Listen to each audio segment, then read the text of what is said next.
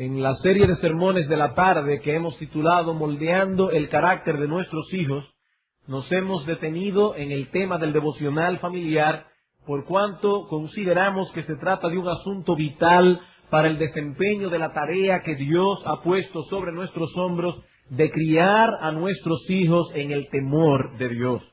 En los sermones anteriores que hemos dado del tema, nos preocupamos por establecer la enorme importancia de este deber, antes de pasar a considerar cómo se debe llevar a cabo el deber. Y lo hicimos así, con miras a amarrar lo más fuertemente posible la conciencia de los hermanos. ¿Por qué es importante que los padres cristianos sean fieles en llevar diariamente a sus familias en adoración delante de Dios? En los sermones pasados vimos 5 razones, y créanme que hubiésemos podido dar algunas razones más, algunas razones adicionales, pero creemos que estas son suficientes para convencer a todo creyente genuino y fiel. Si no es creyente genuino ni fiel, no importa cuántas razones demos. Pero si es un creyente genuino y fiel, esas razones que hemos dado serán suficientes para convencernos del papel que juega esta institución en la vida del pueblo de Dios.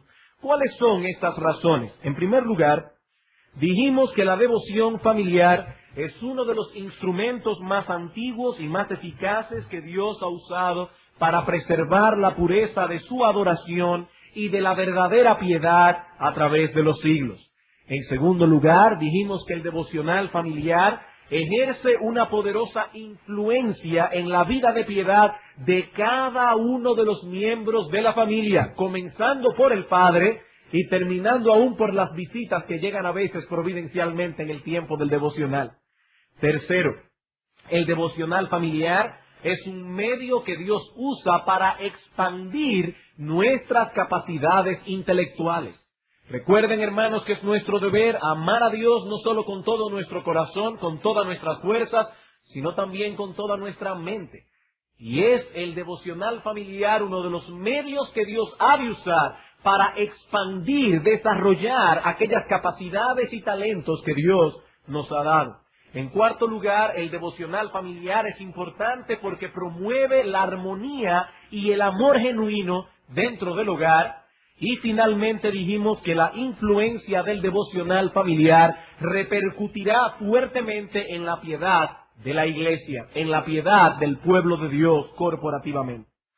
Habiendo considerado entonces la importancia de este asunto, en la tarde de hoy queremos pasar a considerar 2 puntos más antes de dar por concluido este tema. Veremos algunas directrices prácticas sobre el devocional familiar, cómo hacerlo, y luego responderemos, ese sería nuestro tercer punto, ciertas objeciones que pueden surgir en la mente de algunos a la hora de disponerse a llevar a cabo este deber. Eso es lo que veremos hoy, algunas directrices prácticas, algunas objeciones. Pero antes de pasar a considerar estas directrices prácticas, es importante señalar que este es el 4º sermón que predicamos acerca de este asunto y que anteriormente habíamos predicado 3 más acerca de la instrucción religiosa en general. Me refiero a los sermones que hemos predicado en la serie Moldeando el carácter de nuestros hijos. Predicamos 3 acerca de la instrucción religiosa en general y este es el 4º acerca del devocional familiar específicamente. Decimos esto porque hoy nos limitaremos a ciertos aspectos prácticos del deber y estamos presuponiendo que ha sido establecido en vuestras mentes la enseñanza bíblica acerca de la responsabilidad que tienen los padres de instruir a sus hijos en cuanto a la devoción a Dios. Lo que quiero decir, hermanos, es que no vamos a mencionar todos aquellos textos que fueron antes mencionados y estudiados.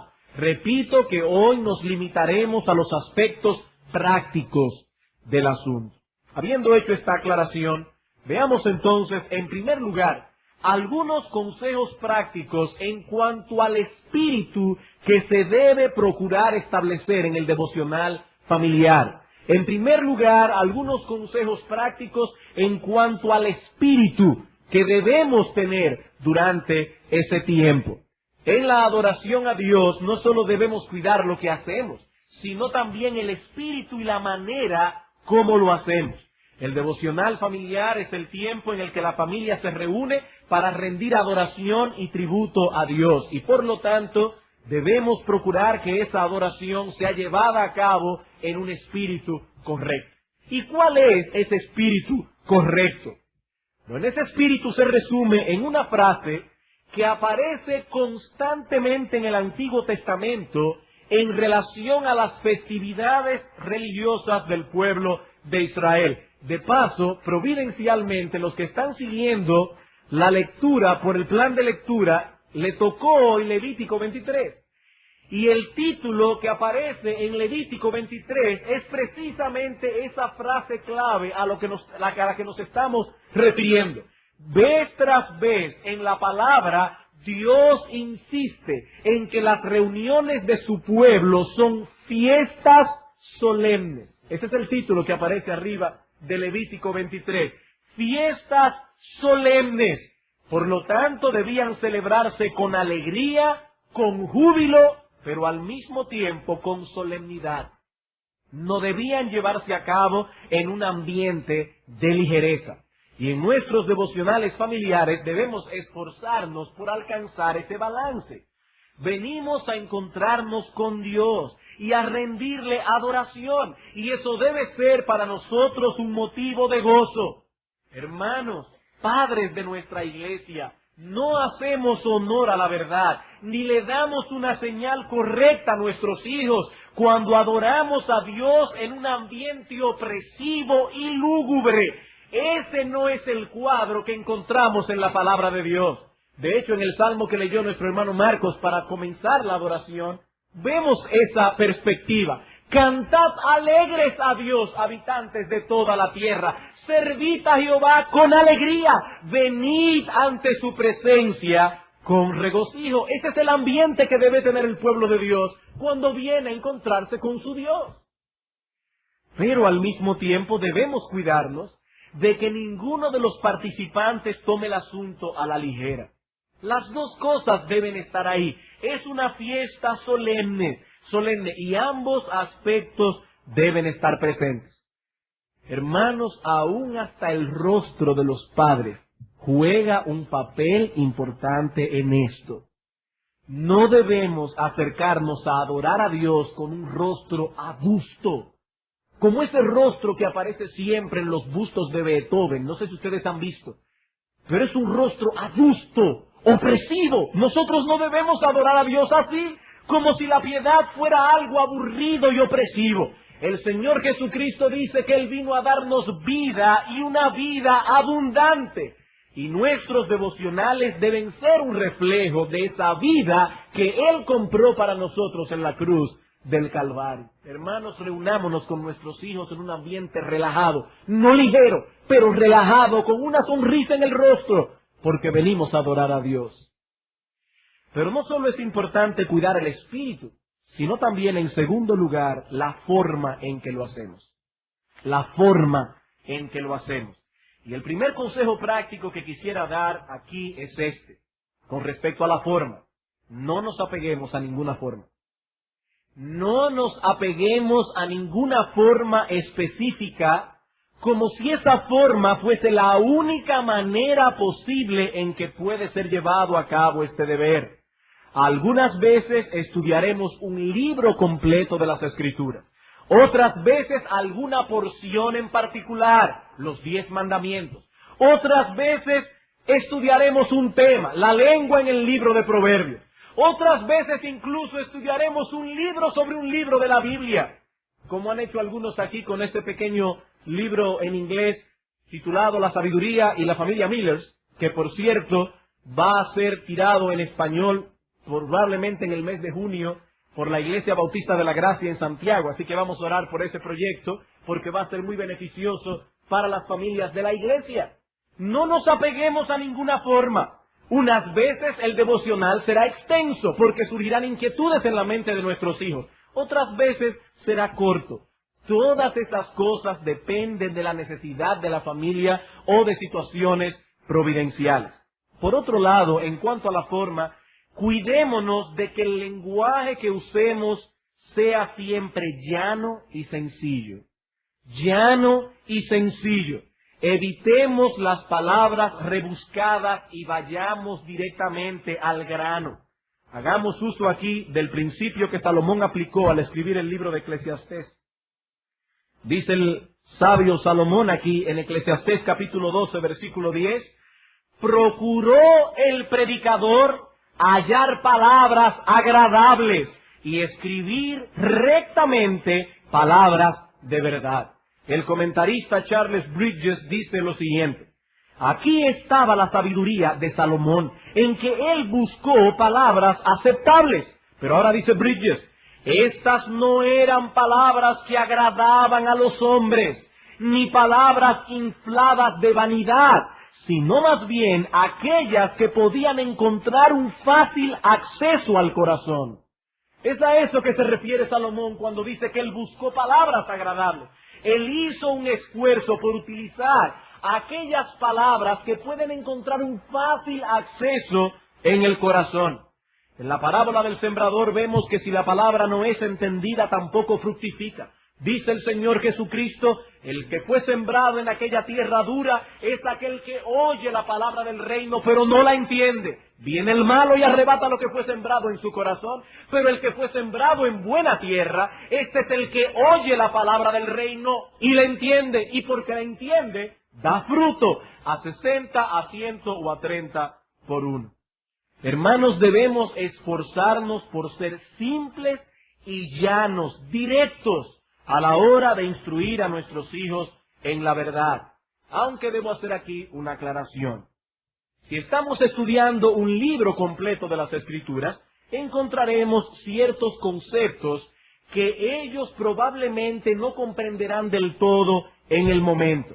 Pero aún así debemos procurar que sean atesorados en sus corazones, porque tal vez algún día Dios puede iluminar su entendimiento y entonces todas esas cosas cobrarán vida en ellos. Un ejemplo bíblico lo encontramos en Juan, capítulo 3.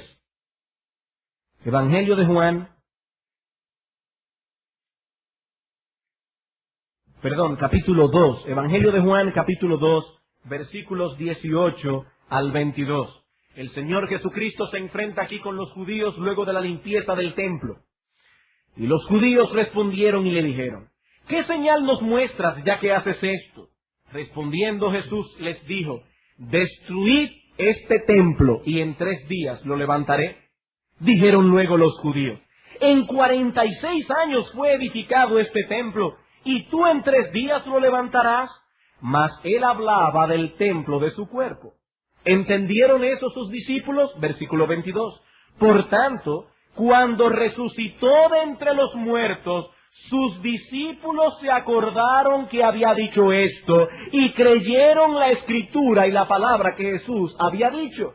En su momento apropiado, esas palabras recibieron la iluminación del Espíritu de Dios, esas palabras fueron entendidas y entonces ellos comprendieron. Y eso pasará con nuestros hijos. A veces ellos no entenderán del todo un concepto. Pero hermanos, aún así procuremos que los atesoren en sus corazones. Algún día entenderán.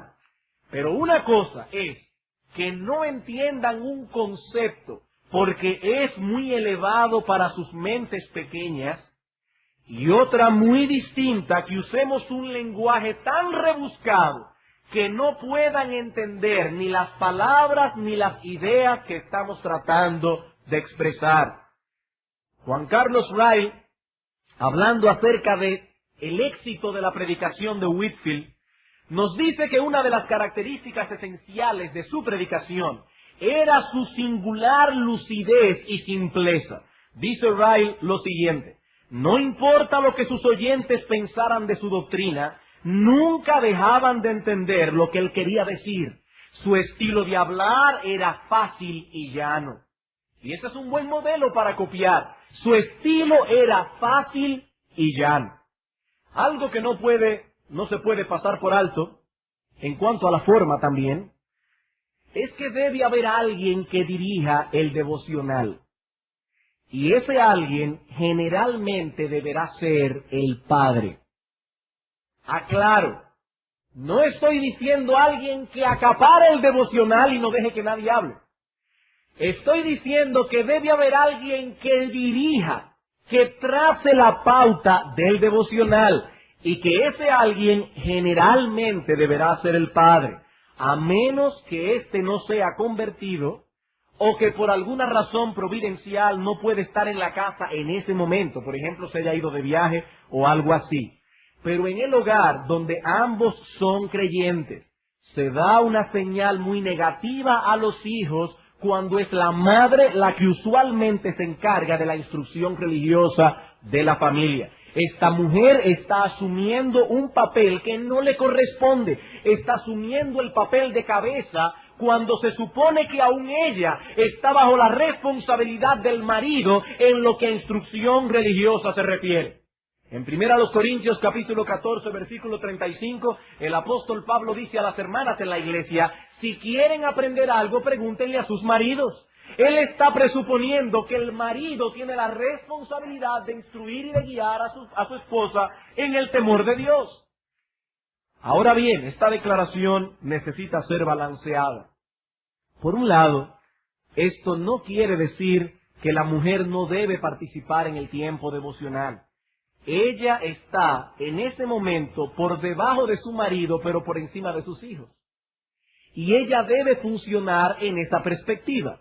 Ella debe estar en el devocional siendo instruida por su esposo. Y debe tener su corazón abierto a la instrucción de su marido. Y su marido debe tener pendiente que su esposa está ahí. No solamente los niños, su esposa está ahí. Y él debe instruir a su esposa en el temor de Dios. Pero al mismo tiempo, ella debe saber que está por encima de sus hijos y que en ciertos momentos ella debe traer al corazón de sus hijos comentarios pertinentes que puedan complementar lo que el padre está diciendo. Porque de hecho, ella probablemente estará más cerca de sus hijos que el mismo padre. Y ella podrá traer ciertos comentarios en ciertos momentos muy atinados que complementarán lo que el padre está diciendo. Por otro lado, si su marido, que profesa ser creyente, no está cumpliendo con su responsabilidad, entonces ella tiene el deber de proveer el alimento espiritual de sus hijos. En ese caso, hermana, haz tú el devocional, pero el asunto no debe quedarse allí. Debes aplicar Mateo 18 con tu esposo. ¿Y eso qué significa? Debes ir a él y decirle, mi amor, no estás obedeciendo lo que dice la palabra de Dios. Es tu responsabilidad ayudarme a mí en mi vida de devoción e instruir a mis hijos. Yo te insto a que tomes tu lugar. Si tu esposo no lo hace, entonces aplica Mateo 18. Ve a los pastores de la iglesia y háblale de la condición terrible en que se encuentra tu esposo. Porque ese hombre es un irresponsable y está pecando contra Dios, contra ti, contra su familia. Y necesita ayuda. Necesita ayuda. No debemos dejar el asunto allí. Mientras tanto, sigue instruyendo a tus hijos. Pero aplica Mateo 18 con él. El asunto no debe quedarse allí. Un consejo más en este asunto de la forma. Oremos a Dios que nos conceda instruir a nuestros hijos en un contexto de santo fervor. Que nuestros corazones estén involucrados en el asunto. Que podamos hacerlo envuelto en tal entusiasmo por la gloria de Dios y por el bien de nuestra familia, que todos los que participen del devocional puedan contagiarse de este mismo entusiasmo. Esa es la implicación de Deuteronomio capítulo 6, versículos 6 y 7. Estas palabras que yo te mando hoy estarán sobre tu corazón y las enseñarás a tus hijos. Pero deben estar primero en tu corazón.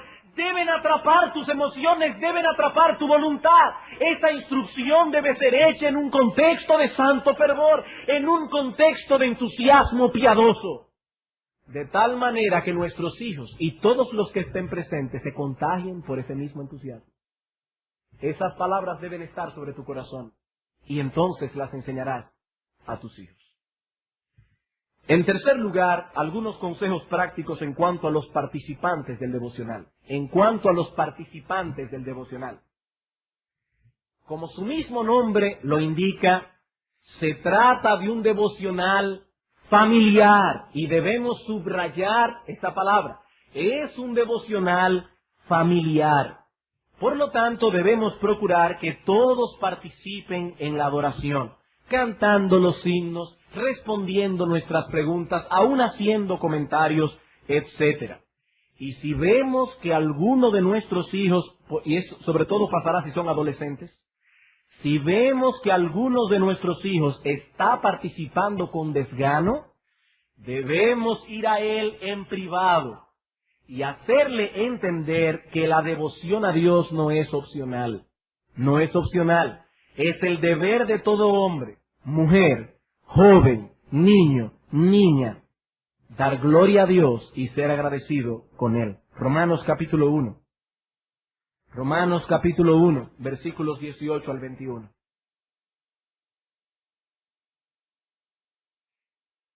Padres, escuchen lo que dice aquí el apóstol Pablo. Porque la ira de Dios se revela desde el cielo contra toda impiedad e injusticia de los hombres que detienen con injusticia la verdad. Porque lo que de Dios se conoce les es manifiesto, pues Dios se lo manifestó. Porque las cosas invisibles de Él, su eterno poder y deidad, se hacen claramente visibles desde la creación del mundo, siendo entendidas por medio de las cosas hechas, de modo que no tienen excusa.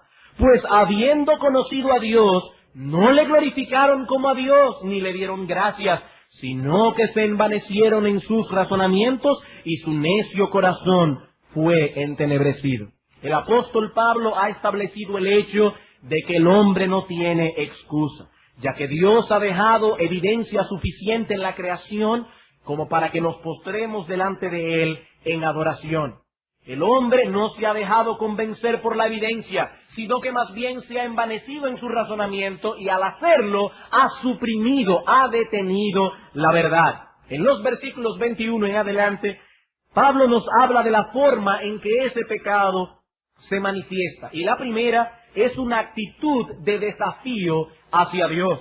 Dice Pablo, pues habiendo conocido a Dios, no le glorificaron como a Dios, ni le dieron gracias. A pesar del conocimiento que puede derivar de la creación, el hombre no ha glorificado a Dios, no le ha dado el lugar que le corresponde en su vida y en sus pensamientos. Y algo más, el hombre tampoco se ha detenido a darle gracias por todas las cosas que Él nos ha dado en su misericordia y en su bondad. El hombre da por sentado que el sol saldrá mañana y que la lluvia caerá para regar la tierra. Pero nuestro Señor Jesucristo dice que es Dios quien hace que esas cosas ocurran y que Dios lo hace únicamente por su misericordia. El hombre se niega a ver la mano de Dios en esas cosas y por eso, dice Pablo, la ira de Dios se revela desde el cielo. Y nosotros estamos en el deber de dar a nuestros hijos una perspectiva correcta en cuanto a esto. Aunque ellos no profesen ser creyentes, en el tiempo devocional ellos deben estar allí, porque es el momento en que tenemos la oportunidad de ser agradecidos a Dios por todos sus dones para con nosotros, y es con esa actitud que debemos participar. Padres, no debemos permitir que nuestros hijos boicoteen la adoración poniendo una cara de disgusto cada vez que nos reunimos como familia a adorar a Dios. Mientras vivan bajo nuestro techo, ellos deben saber que yo y mi casa serviremos al Señor. Eso no es opcional. Si quieren otra cosa, que se muden. Si quieren otra cosa, que se muden. Pero mientras vivan bajo nuestro techo, yo y mi casa serviremos al Señor. Eso no es opcional. Y si alguien llega de visita en el momento en que se ha determinado para ese tiempo de adoración, también han de ser incluidos, al menos que tal persona decida retirarse. Pero lo que no debemos permitir es que las visitas obstaculicen el cumplimiento de nuestro deber, sea quien sea. Si ellos están allí en ese momento, debemos pensar que el Señor los ha traído y que está abriendo una puerta de influencia para tal persona. No importa quién sea.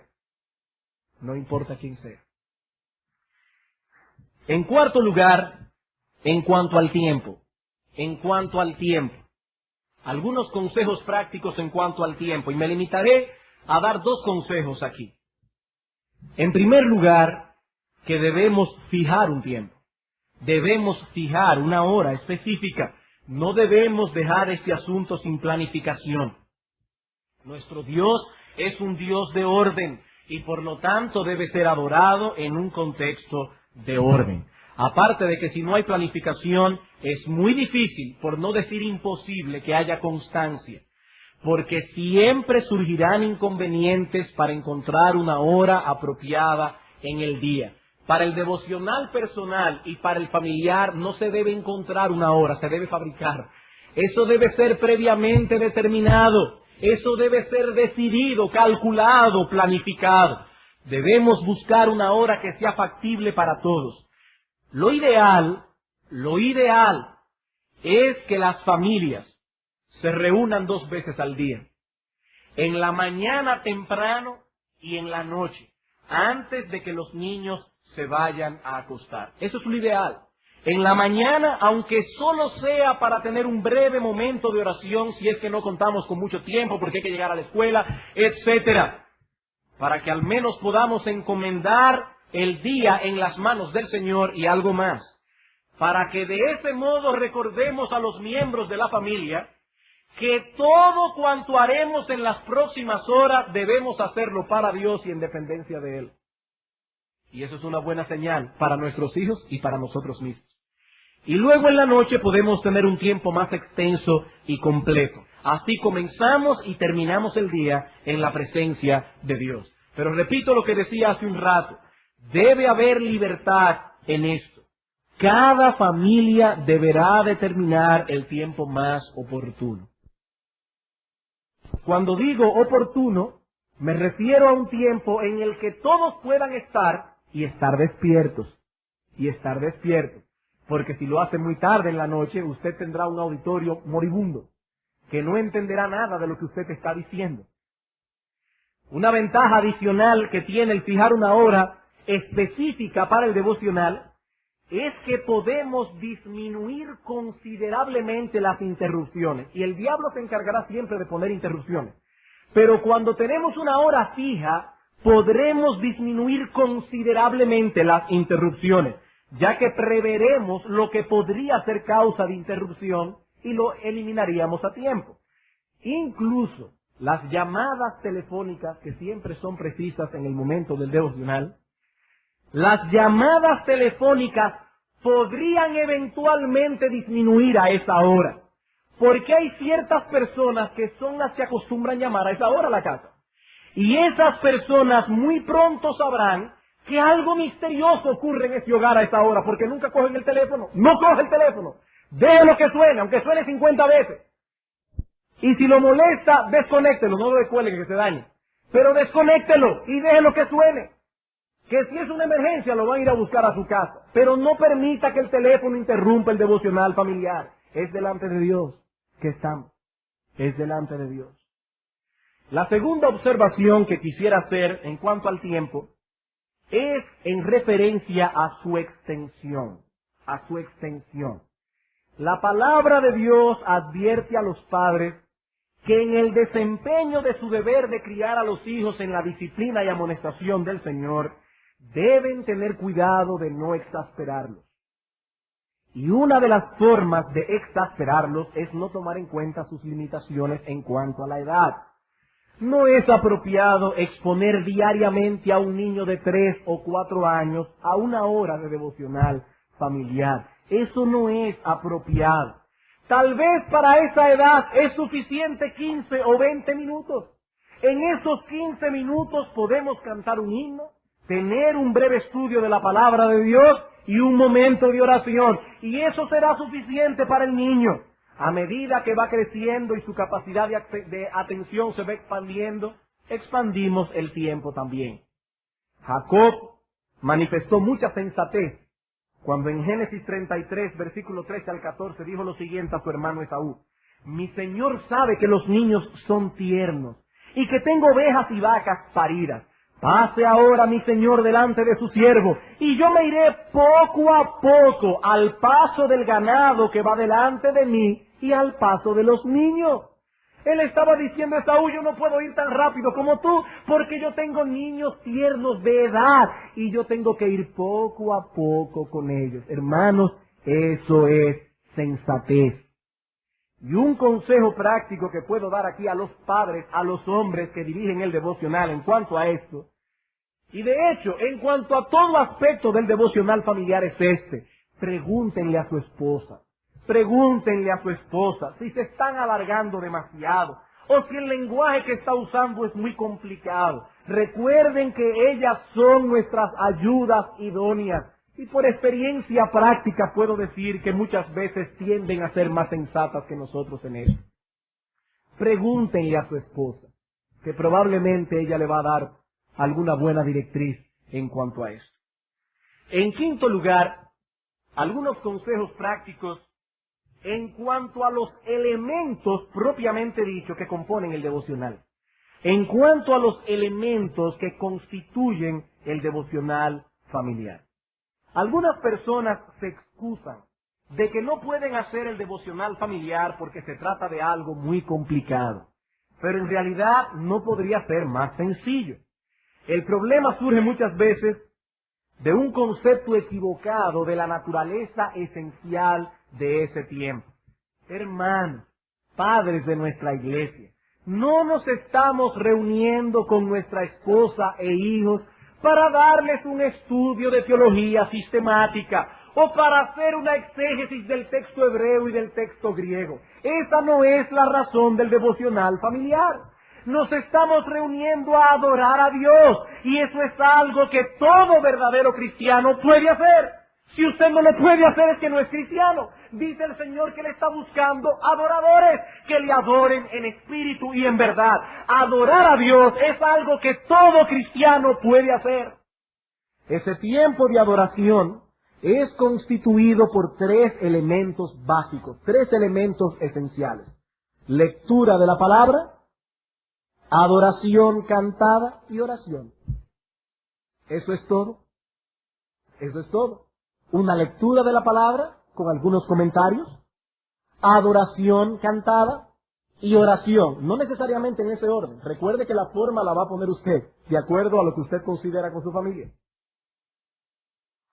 En cuanto a la lectura de la palabra, una vez más voy a repetir el mismo consejo que decíamos hace un rato.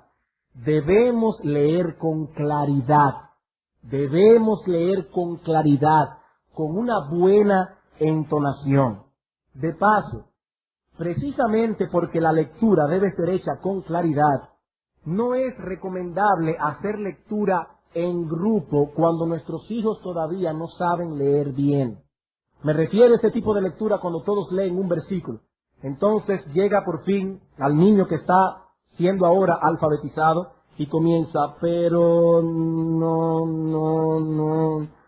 Entonces, si lo que queremos es que la gente entienda, pienso, hermanos, que eso no es lo más juicioso. Eso va a entorpecer la comprensión de lo que se está leyendo. Y no es un tiempo de alfabetización, sino de devocional.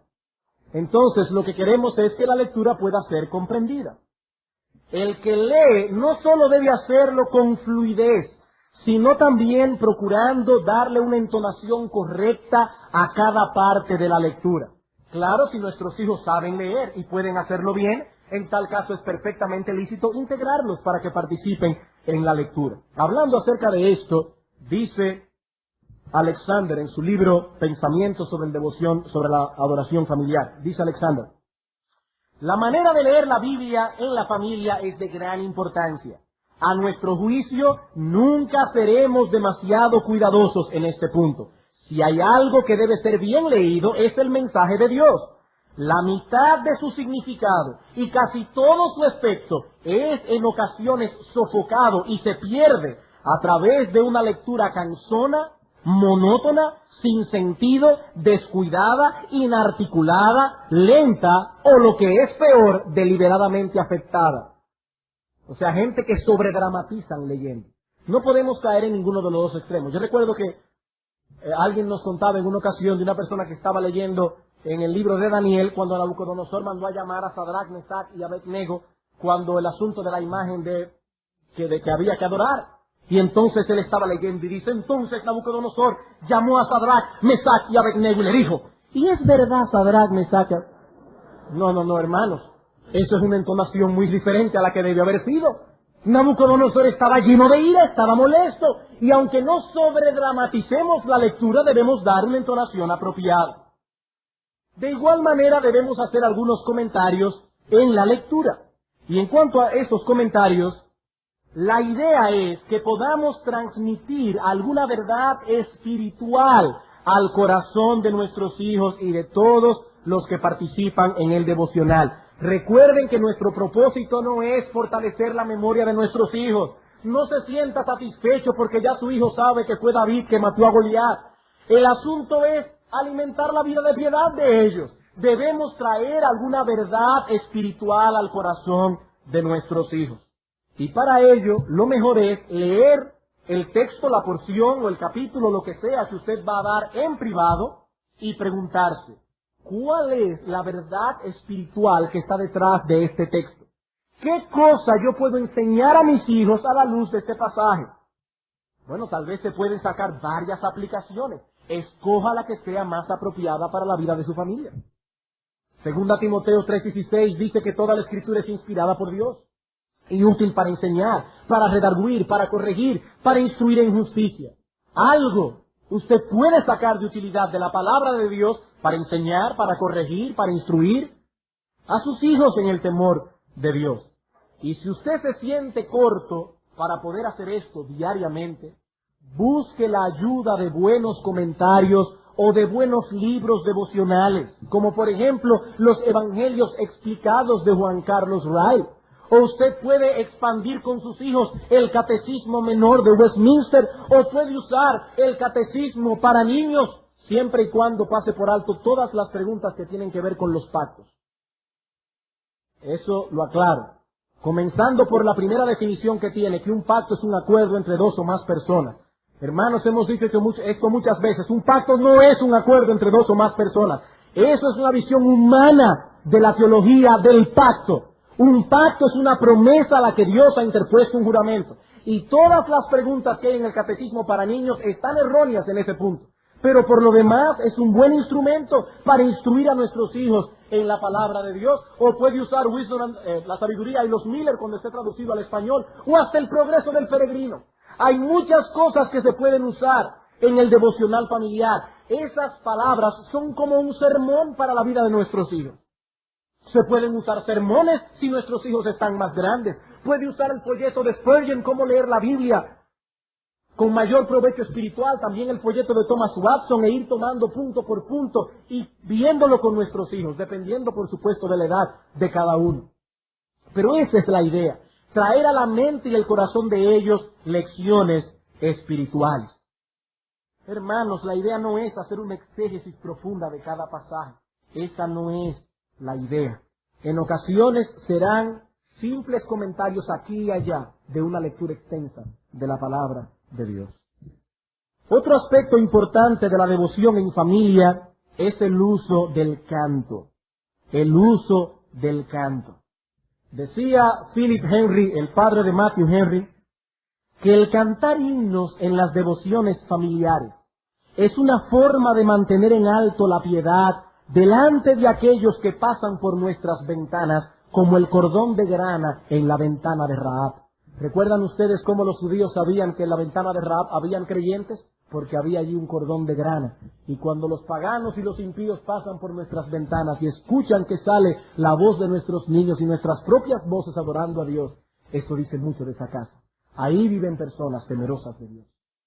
A través de los siglos, el pueblo de Dios ha hecho uso de la adoración cantada, no sólo como una expresión de genuino sentimiento de amor y devoción a Dios, sino también como un instrumento de edificación. Los salmos cantados y los himnos son un recurso poderoso para la memoria. Es muy fácil recordar una letra cantada.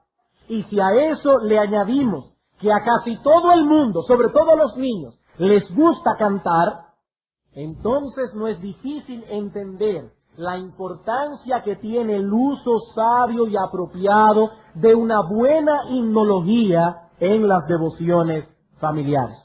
Pastor, ¿y qué tipo de himnos debemos cantar? Lo mismo que cantamos aquí en la iglesia. Pero hay dos principios generales que deben ser tomados en cuenta. En primer lugar, si usted va a usar otros himnos que no se cantan aquí o quiere usar algunos otros himnos que por diversas razones no se cantan en la iglesia, deben tener un alto, sólido contenido escritural. Hay himnos que tienen una música muy contagiosa, pero no dicen nada. No dicen nada. Es una mera sensiblería. Esas cosas no deben usarse en la adoración a Dios, porque está violando Colosenses 3:16. La palabra de Cristo mora en abundancia en vosotros, enseñándoos y exhortándoos, ¿cómo? Cantando en vuestros corazones al Señor salmos e himnos y cánticos espirituales. Nuestros himnos deben estar llenos de la palabra de Cristo. Y hay himnos que no dicen nada. Y hay otros que dicen muchas herejías. Dicen demasiado. Bueno, estos están violando Juan 4:24. Dios debe ser adorado en espíritu y en verdad. Los himnos deben ser sanos teológicamente. No hagamos que nuestros hijos atesoren veneno en sus corazones a través de himnos inapropiados. Finalmente, en cuanto a este punto, el último elemento que mencionamos que constituye el devocional es la oración. La oración. Y aquí también es de suprema importancia que seamos llanos y breves. Llanos y breves. Ya que se trata de una oración en familia. Usted no está orando solo. Está orando con un grupo de personas. Regularmente el padre debe orar, pero es perfectamente lícito que los otros participen también en ese contexto. De hecho, una de las responsabilidades de los padres es enseñar a sus hijos a orar. Y el devocional familiar es un buen momento para instruirlos en ese sentido. Dice Juan Carlos Ryle lo siguiente: padres, si ustedes aman a sus hijos, hagan todo lo que esté a su alcance para entrenarlos en el hábito de orar. Enséñenles cómo empezar, díganles qué decir, anímenlos a perseverar, que no sea por culpa tuya si ellos nunca llegan a invocar el nombre del Señor. Ciertamente, si hay algún hábito que usted debe controlar y supervisar para ayudar a formarlo, es el de la oración. Créame, si usted nunca oye a su hijo a orar, mucha de la culpa es suya. Usted es tan poco sabio como el pájaro descrito en el libro de Job, el cual desampara en la tierra sus huevos y sobre el polvo los calienta y se olvida que el pie los puede pisar y que puede quebrarlos la bestia del campo. Se endurece para con sus hijos como si no fuesen suyos, no temiendo que su trabajo haya sido en vano. Termina la cita. Un padre que no enseña a sus hijos a orar es como esa ave insensata. Debemos enseñar a nuestros hijos a orar, y nada es más eficaz para esto que orar nosotros delante de ellos y escucharlos a ellos orar.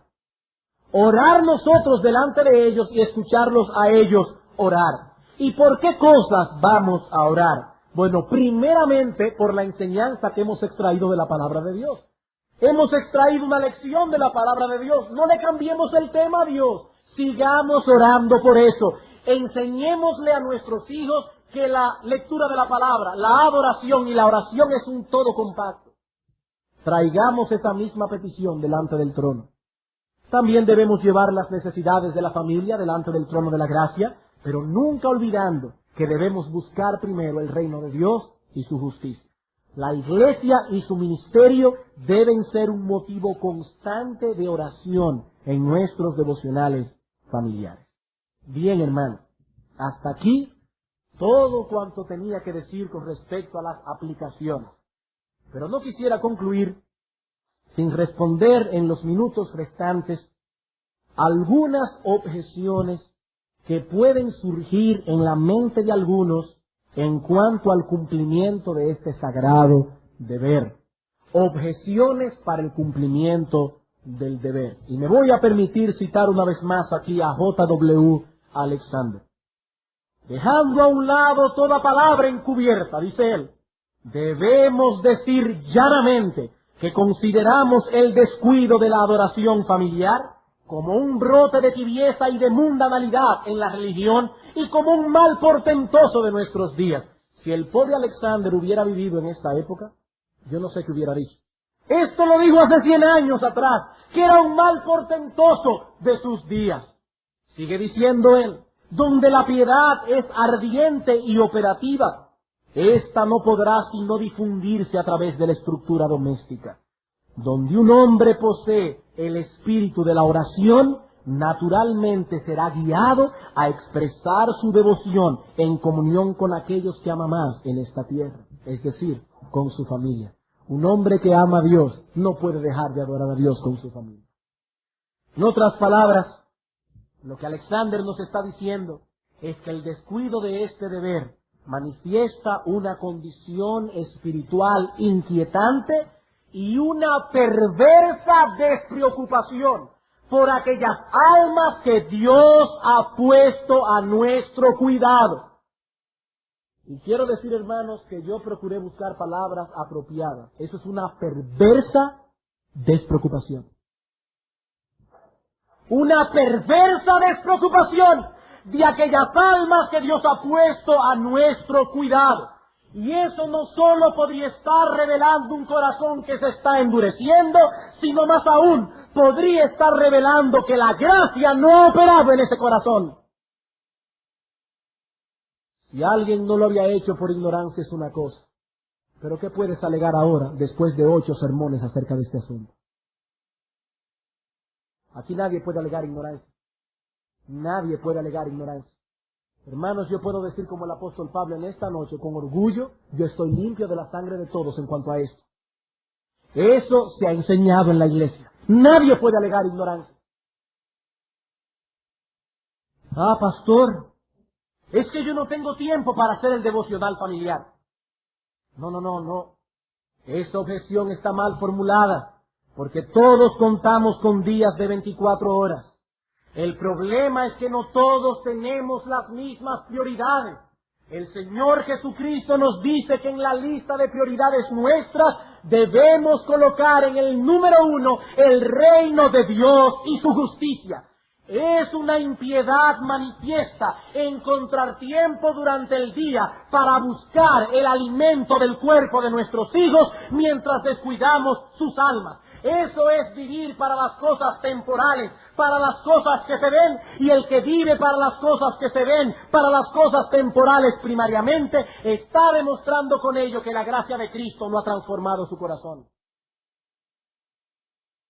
El salmista es muy claro. Cuando le ora a Dios y dice, levántate, oh Jehová, sal a su encuentro, póstrales, libra mi alma de los malos, de los hombres malos, oh Jehová, de los hombres mundanos cuya porción la tienen en esta vida.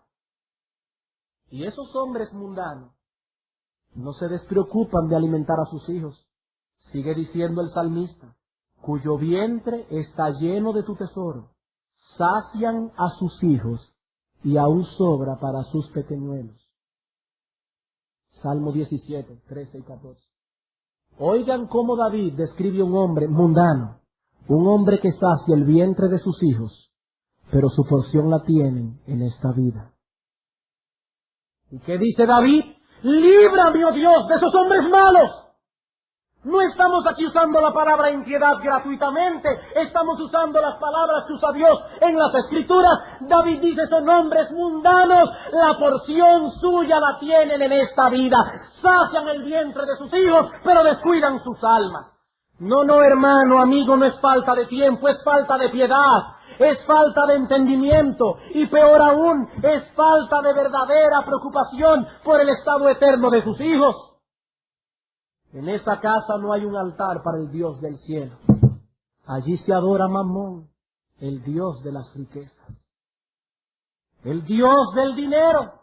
Y qué triste es pensar que esos niños están siendo alimentados únicamente para luego alimentar por la eternidad las llamas del infierno. Solo para eso están alimentando y engrosando las grasas de sus hijos, para que luego sirvan para consumir eternamente las llamas del infierno. Si eso no es impiedad, yo no sé cómo se llama eso. No, el problema no es falta de tiempo, es otro más profundo, es falta de gracia en el corazón. Porque dice el profeta Malaquías que una de las obras que haría el Mesías cuando viniera es llevar el corazón de los padres a los hijos. Para que no seamos como esta generación adúltera y pecadora en que nos ha tocado vivir, donde el padre sale por la mañana a trabajar, la mujer sale por la mañana a trabajar y a los hijos los cría a la escuela desde que tienen 2 y 3 años de edad porque quieren salir de ellos lo más rápido posible, luego lo ponen en clases de todo por las tardes, o si no lo cría la niñera y la televisión.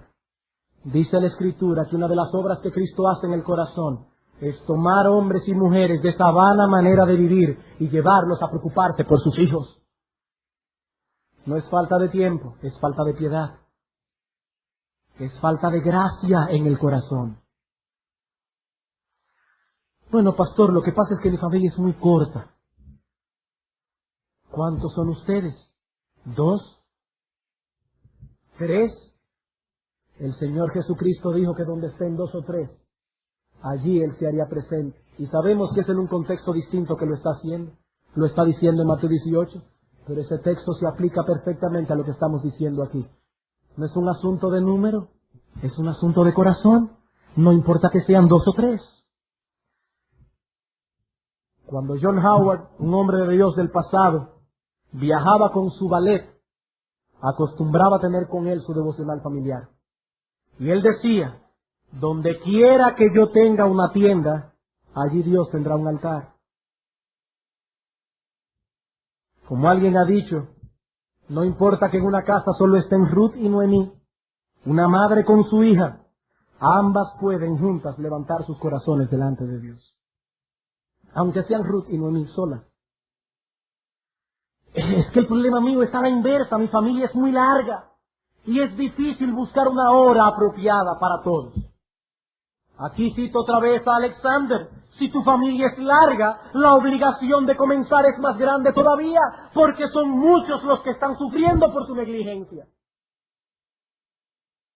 Es probable que tengáis que hacer ciertos sacrificios para que todos puedan reunirse. Pero piensa también que Dios bendecirá grandemente vuestro esfuerzo. Cuando Arauna el Jebuseo ofreció regalar a David el terreno donde se habría de edificar el altar, la respuesta de David fue la siguiente: no, sino que por precio te la compraré, porque no ofreceré a Jehová mi Dios holocaustos que no me cuesten nada. Y es probable que tengáis que hacer muchos ajustes en la casa, pero no vamos a ofrecer a Dios sacrificios que no nos cuesten nada. Quizás tendremos que sacrificar el sueño, quizás tendremos que sacrificar algunos paseos, quizás tendremos que sacrificar algo, pero es para adorar a Dios. Ay, hermano pastor, es que yo no tengo ni la capacidad ni los dones necesarios para llevar a cabo este deber. Hermano, Dios ha puesto una responsabilidad sobre ti, la de criar a tus hijos en la disciplina y amonestación del Señor, y debemos pensar que Él también te dará las herramientas necesarias para realizar la labor. Recuerda que aquí no estamos hablando de un servicio que demanda una inteligencia superior o que demanda elocuencia. Estamos hablando de alabar a Dios junto con tus hijos, de leer una porción de su palabra, trayendo a la mente y el corazón de ellos alguna lección pertinente y luego derramar tu corazón en oración junto con ellos. ¿Puede haber acaso algún cristiano que no esté preparado para hacer eso? El don de orar es algo que viene de Dios, eso no depende de la elocuencia de nadie. Y si Él te está ayudando para orar en privado, ¿por qué piensas que no te ayudará a orar en público con tu esposa y con tus hijos? Además, tienes a tu favor un recurso constante por el hecho de pertenecer a una iglesia en la que domingo tras domingo eres instruido en la palabra de Dios. Créeme, lo que recibes aquí es mucho más de lo que tienes que dar. Además de que tienes a la mano algunas ayudas extras a través de buena literatura con que contamos aún en nuestro propio idioma. Ay, pastor, lo que sucede es que mi familia no quiere unirse a mí en los devocionales familiares. Bueno, hermano, eso es algo grave, porque eso revela que ha habido allí un descuido de la autoridad paterna. La necedad de los hijos ha ganado terreno en ese hogar y las consecuencias serán terribles. Pero no debemos permitir que esa anarquía continúe tomando cuerpo, porque el mal será peor cada vez. El mal será peor cada vez. Pero pastor, es que mis hijos ya tienen 15, 20 años. Mientras nuestros hijos vivan bajo nuestro techo, deben saber que en nuestra casa la adoración a Dios no es opcional. Es lo mismo con respecto al día del Señor. ¿Qué dice Dios? Este día es para Jehová tu Dios. No harás en él obra alguna, tú, ni tu hijo, ni tu hija. Ah, pero si tiene 15 años el muchacho, ni tú, ni tu hijo, ni tu hija, aunque tenga 20 o 25. Si está bajo tu techo, está bajo la obligación de adorar a Dios. Aunque aquí debo hacer una aclaración. Hermano, no debemos intentar hacer en un día lo que no hemos hecho en 15 años o en 20. Debemos tener mucha gracia y sabiduría de Dios, mucha ternura paternal, para ganar el corazón de nuestros hijos primero. Debemos tratar el asunto con mucha gracia y con mucha paciencia. Con mucha gracia y con mucha paciencia, pero sin echar a un lado la firmeza paternal. Las dos cosas deben estar allí. No llegue mañana a la casa y diga, bueno, de aquí el que no quiere devocional, que haga su maleta y se vaya. No, hermano, no. No vas a hacer en un día lo que no has hecho en 15 años. Pero no sigas descuidando el alma de tus hijos. Cada día que pasa se están endureciendo más. El pecado los está arrastrando a las puertas del infierno. No sigas descuidando el corazón de tus hijos. Porque tu hogar no es una pensión, no es un hotel, es un hogar. ¿Y quién es que tiene los pantalones en esa casa? ¿Son ellos o eres tú? No, hermanos, Dios ha puesto autoridad en los sitios, Dios ha puesto autoridad en las casas. Y esa autoridad debe ser firme y amorosamente ejercida. Firme y amorosamente ejercida. Bueno, pastor, siendo sincero, la verdad es que me avergüenza comenzar. Ahí queríamos llegar, porque probablemente esa es la razón que subyace detrás de muchas de las objeciones que muchos ponen para no hacer el devocional. Les avergüenza comenzar. Tienen el temor de hacer el ridículo delante de su esposa, de no hacerlo bien. El temor de no hacerlo bien delante de sus hijos, delante de aquellos que habitan en la casa. Pero nosotros conocemos cuál es el lugar reservado para aquellos que temen al ridículo por el nombre de Cristo. Hay un lugar reservado para esa gente. Todo aquel que ha conocido a Cristo debe estar dispuesto a llevar su vituperio delante de quien sea. Delante de quien sea. No obstante, quiero ser sensible a esa inquietud. Debemos decir que ese temor, en la mayoría de los casos, está en tu imaginación. Está en tu imaginación. Tú temes hacer el ridículo. Y lo que usualmente ocurre en estos casos es que nuestra autoridad se acrecentará delante de nuestra familia si asumimos responsablemente nuestra posición de líderes espirituales. Dice Dios que Él honra a los que lo honran. La autoridad es algo que viene de arriba, dice el Señor Jesucristo. No tendrías ninguna autoridad si no te fuese dada del cielo. Y Dios da autoridad a aquellos que le honran. Dios ha prometido eso. Yo honraré a los que me honran. Ocúpate tú de darle a Dios el lugar en tu casa. Dios se encargará de ponerte a ti en el lugar que te corresponde. Esa sensación de extrañeza que acompaña siempre la falta de costumbre se desvanecerá probablemente el primer día. El primer día. Es un asunto de falta de costumbre. Por eso te sientes ridículo, por la falta de costumbre. Como pueden ver, hermanos, Ninguna excusa es válida para el descuido de este deber. Es probable que muchos tengan ahora que llegar a su casa y derribar algunos altares paganos para poder erigir en su hogar un altar a Dios. Algunos ya tienen allí un altar al placer, un altar a las diversiones, un altar al dinero, un altar dedicado a ellos mismos. Esos altares deben ser derribados, porque el mandamiento es: yo soy Jehová tu Dios, no tendrás dioses ajenos delante de mí. Te aseguro que cuando esos altares sean derribados, no habrá tantos inconvenientes para levantarle un altar al Dios de Israel. Y entonces, al igual que Josué, nosotros podremos decir: yo y mi casa serviremos al Señor. Vamos a orar.